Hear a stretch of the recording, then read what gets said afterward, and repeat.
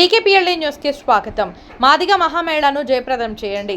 ప్రకాశం జిల్లా ఒంగోలులోని అంబేద్కర్ భవనంలో ఏర్పాటు చేసిన మీడియా సమావేశంలో ఉసురుపాటి బ్రహ్మయ్య మాదిగ మాట్లాడుతూ 30 సంవత్సరాల మాదిగల ఆశ ఆకాంక్ష సుదీర్ఘ పోరాట లక్ష్యమైన సాధించుకునేందుకు చేసిన మహోత్తర పోరాటంలో భాగస్వాములైన సామాన్య మాదిగ కార్యకర్తల నుండి అత్యున్నత స్థానాల్లో ఉండి వర్గీకరణ కొరకు శ్రమించిన ప్రతి ఒక్క మాదిగకు ఉద్యమకారులకు అభినందనలు అని జూలై 7, 2025న ఎంఆర్పీఎస్ 31వ ఆవిర్భావ దినోత్సవాన్ని పురస్కరించుకొని ఒంగోలు మున్సిపల్ ఆడిటోరియం నందు జరిగే మాదిగ జనమేళాను మాదిగ ప్రజలు, ప్రజాస్వామిక వాదులు, మేధావులు, విద్యార్థులు, యువకులు, మాదిగ మహిళలు వేలాదిగా తరలివచ్చి కార్యక్రమాన్ని విజయవంతం చేయవలసిందిగా మాదిగ రిజర్వేషన్ పోరాట సమితి వ్యవస్థాపకులు ఉసురుపాటి బ్రహ్మయ్య మాదిగ పిలుపునిచ్చారు.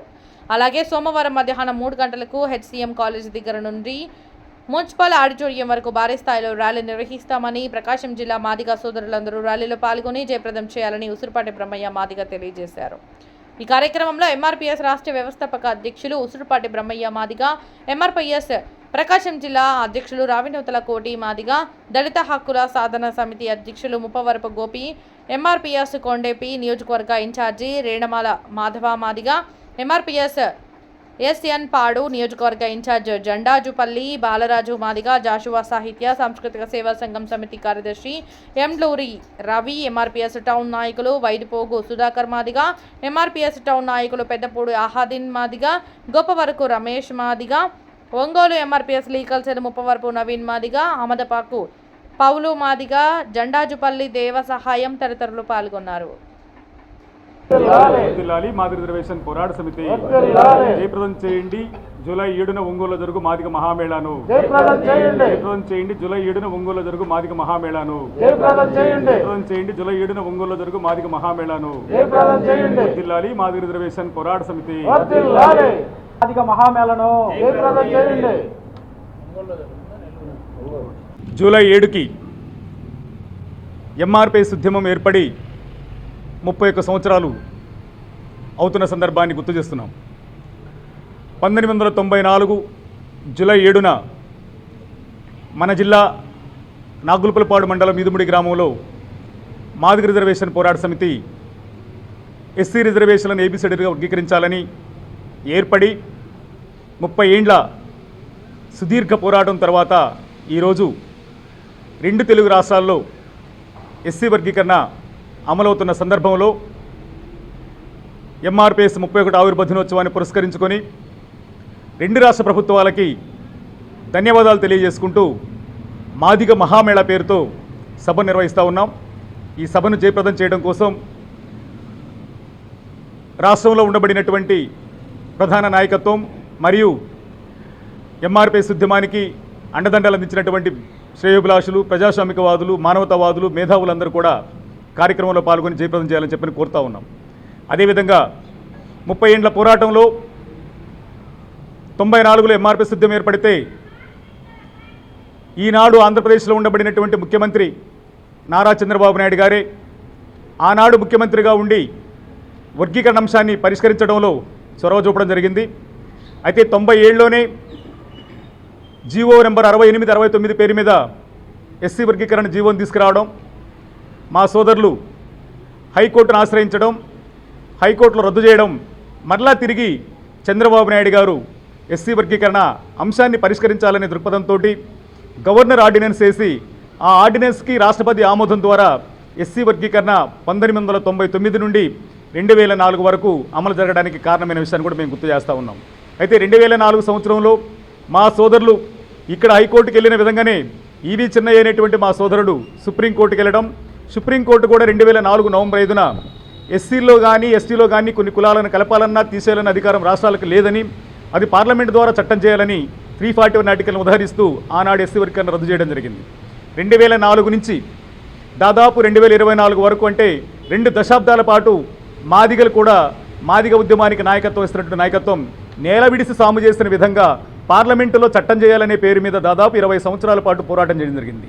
ఈ 20 సంవత్సరాల పోరాటంలో ఎంతోమంది ఎంఆర్పీఎస్ నాయకులు, కార్యకర్తలు జైలు పాలవడంతో పాటు ఆత్మ బలిదానాలు చేసుకున్న విషయం కూడా మేము గుర్తు చేస్తూ ఉన్నాం. ఉదాహరణకి గాంధీ భవన్ ఘటనలో సురేంద్ర మాదిగ, దామోదర మాదిగ, మహేష్ మాదిగ, వాళ్ళతో పాటు ఎంఆర్పీఎస్ నడిపినటువంటి ప్రత్యక్ష పోరాటంలో భారతీ మాదిగ లాంటి వాళ్ళు ఎంతోమంది అసువులు వాసి అమరులైన విషయాన్ని కూడా మేము గుర్తు చేస్తూ ఉన్నాం. కానీ పార్లమెంటులో చట్టం కాలేదు. కానీ 2004లో వర్గీకరణ రద్దయిన తర్వాత ఆంధ్రప్రదేశ్లో E V Chennai versus Andhra Pradesh government రద్దయిన తర్వాత అప్పటికే పంజాబ్లో వర్గీకరణ అమలవుతూ ఉంటాం. పంజాబ్లో కూడా వర్గీకరణ వ్యతిరేకులు ఈ సుప్రీంకోర్టు తీర్పును ఉదహరించి అక్కడ కూడా వర్గీకరణ రద్దు చేయించడం జరిగింది. కానీ వర్గీకరణ పట్ల సానుకూల దృక్పథం ఉండబడినటువంటి పంజాబ్ రాష్ట్ర ప్రభుత్వం హైకోర్టు నుంచి సుప్రీంకోర్టులో న్యాయ పోరాటం దాదాపు 2011 నుంచి 2024 వరకు సుప్రీంకోర్టులో న్యాయ పోరాటం చేసిన విషయాన్ని మేము గుర్తు చేస్తూ ఉన్నాం. అయితే పంజాబ్ ప్రభుత్వం చేసినటువంటి న్యాయ పోరాట ఫలితంగా 2020 ఆగస్టు 27వ తారీఖున అరుణ మిశ్రా గారితో కూడినటువంటి ధర్మాసనం ఒక ఆర్డర్ ఇవ్వడం జరిగింది. 2004లో ఇచ్చినటువంటి తీర్పుకు అనుగుణంగా ఆ తీర్పును పునఃసమీక్షించాల్సిన అవసరం ఉందని, ఎస్సీలో ఉండబడినటువంటి కులాల్లో బలవంతుడిని బలహీనుడిని ఒక చోట కూర్చోబెట్టి ఫలాలు పెడితే బలవంతులు ఎక్కువ అనుభవించడానికి అవకాశం ఉంది కనుక బలహీనుడు నష్టపోతాడు. కాబట్టి 2004 నాటి తీర్పుని పునఃసమీక్షించి వెనకబడిన వర్గాలకి న్యాయం జరగాలంటే వర్గీకరణ జరగాలని చెప్పని అభిప్రాయపడుతూ ఆనాడు 5 జడ్జీలే ఈనాడు 5 జడ్జీలమే కాబట్టి దాన్ని రద్దు చేసే అధికారం మాకు లేదు కనుక దీని మీద ఉన్నత రాజ్యాంగ ధర్మాసనాన్ని 7 సభ్యులతోనూ 9 మంది సభ్యులతో ఏర్పాటు చేసి ఈ వర్గీకరణ సమస్యను పరిష్కరించాలని చెప్పి తన అభిప్రాయాన్ని వెల్లబుచ్చడం, తదనుగుణంగా చంద్రచూడ్ గారి నేతృత్వంలో 7 సభ్యుల ధర్మాసనం ఏర్పడటం.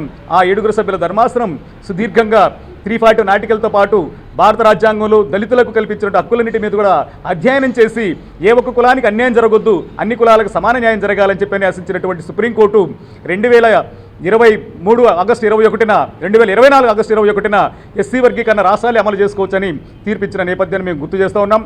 ఆ తీర్పుని చారిత్రాత్మక తీర్పుగా మేము భావించి ఈరోజు ఎస్సీ వర్గీకరణ ఉద్యమానికి సంఘాల మద్దతు, సమాజం మద్దతు, మేధావుల మద్దతు, అదేవిధంగా శాసనసభల మద్దతు, వాటితో పాటు అన్ని అధికార పక్షము ప్రతిపక్షము అన్ని రాజకీయ పార్టీల మద్దతు కూడగట్టడంతో పాటు వర్గీకరణ సమస్య న్యాయబద్ధమైందని చెప్పని సుప్రీంకోర్టు కూడా తన మద్దతును తెలియజేసి ఎస్సీ వర్గీకరణ రాష్ట్రాలు అమలు చేసుకోవచ్చని ఇచ్చిన చారిత్రాత్మక తీర్పును అనుగుణంగా ముందుకెళ్లే క్రమంలో తెలంగాణ రాష్ట్ర ప్రభుత్వం అక్కడ కేబినెట్ కమిటీ వేయడం, అదేవిధంగా షమీమ్ అఖ్తర్ కమిషన్ వేయడం, షమీమ్ అఖ్తర్ కమిషన్ ఇచ్చిన నివేదికను ఆధారంగా చేసుకొని ఎస్సీ వర్గీకరణకు అక్కడ గ్రూప్ 1, గ్రూప్ 2, గ్రూప్ 3గా 3 గ్రూపులుగా విభజిస్తూ అక్కడ ఎస్సీ వర్గీకరణ చేసిన విషయాన్ని మేము గుర్తు చేస్తున్నాం. అదేవిధంగా ఎస్సీ వర్గీకరణ అక్కడ చేయడంతో పాటు అసెంబ్లీలో చట్టం చేసి ఒక శాశ్వత పరిష్కారానికి దారి చూపిన విషయాన్ని కూడా మేము గుర్తు చేస్తా ఉన్నాం. అదేవిధంగా ఆనాడు ముఖ్యమంత్రి చంద్రబాబు నాయుడు గారు ఈనాడు మళ్ళీ ముఖ్యమంత్రిగా ఉన్న సందర్భంలో కూడా ఎస్సీ వర్గీకరణ పట్ల తనకు ఉండబడిన చిత్తశుద్ధిని చాటుకునే విధంగా చంద్రబాబు నాయుడు గారు కూడా ముందుకెళ్లి ఇక్కడ రాజీవ్ రంజన్ మిశ్రా కమిషన్ ఇచ్చడం జరిగింది.